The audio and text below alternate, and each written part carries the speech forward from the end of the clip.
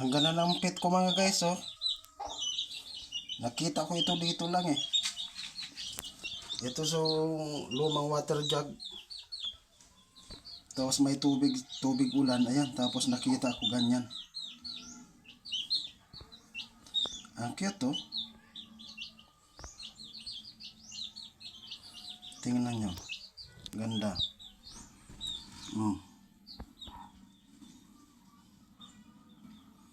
Diba? Ang cute eh. Ito yung magkukulit kong alaga. Oh.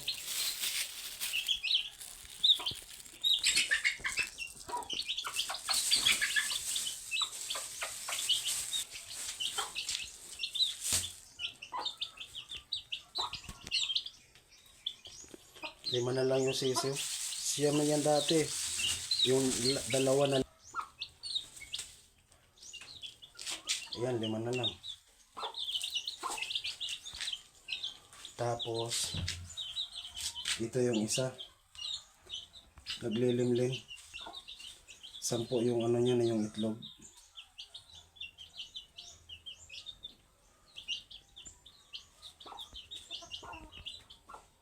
Oh, ganyan yung buhay dito sa probinsya. May mga hayop-hayop. 3 ito dati yung inahin ko eh. Yung isa, 2 yung pula. Magkasing kulay niyan. Nanakaw yung isa. Nag-iitlog yun eh. Pero malamang taga dito lang yung nagnakaw, no? Ayan. Tapos kita nyo to. Saging to eh. Mga 5 araw na to. Kahapon ko lang tinanggal sa buwig. 4 na araw nando siya sa buwig eh. Hindi pa nahinog. Tinanggal ko sa buwig kahapon para madali mahinog. Ano yan? Latundan.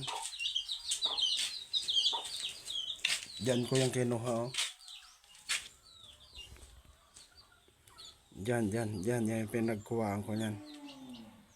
Marami kasi ako mga saging-saging dito tanim. Yung iba nga lang kinain ng kambing at saka hayop, kalabaw, baka, ganon.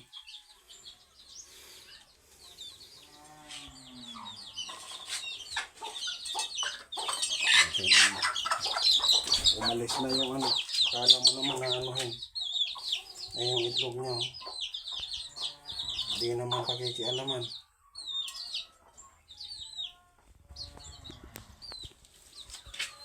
Tapos tingnan nyo yung labas dito. Yan o. Pakapitan niya ng ano ng sitaw.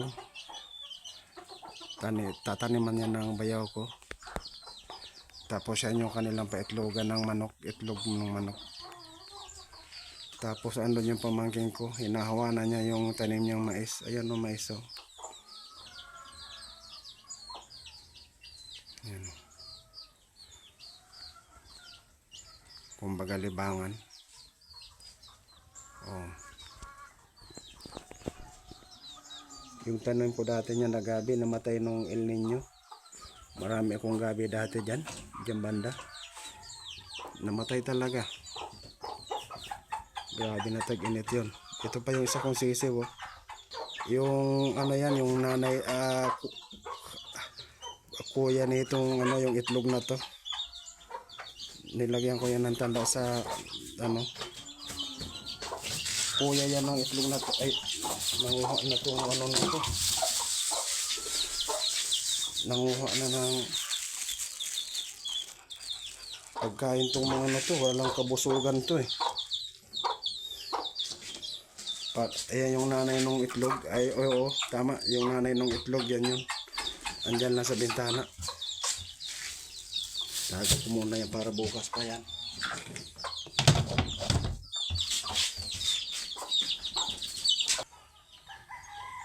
Yung Indian mango ko nga pala, daming bunga, oh. Daming bunga niyan.